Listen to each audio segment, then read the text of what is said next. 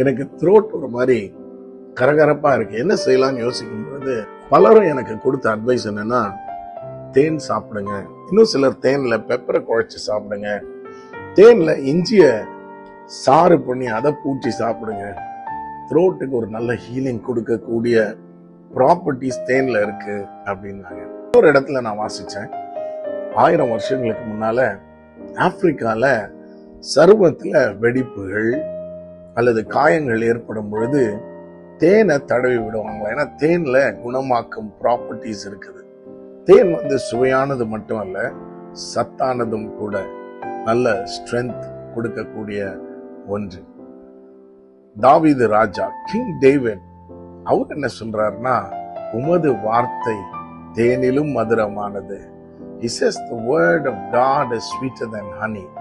நான் என்ன நம்புறேன்னா, தேவனுடைய வார்த்தை இனிமையானது மட்டும் அல்ல, அது ஆத்மாவுக்கு உணவா இருக்கிறது, பலன் தருகிறதா இருக்கிறது, காயங்களை ஆற்றுகிற குணமுடையதாய் தேவனுடைய வார்த்தை இருக்கிறது. தேவனுடைய வார்த்தை அனுதினமும் வாசிப்போம். கர்த்தர் உங்களை ஆசீர்வதிப்பார். தகப்பனே, இதை பார்க்கிற ஒவ்வொருவரையும் ஆசீர்வதியும். இவர்கள் வாழ்வுகள் மலரட்டும், சந்தோஷமும் சமாதானமும் உண்டாகட்டும்.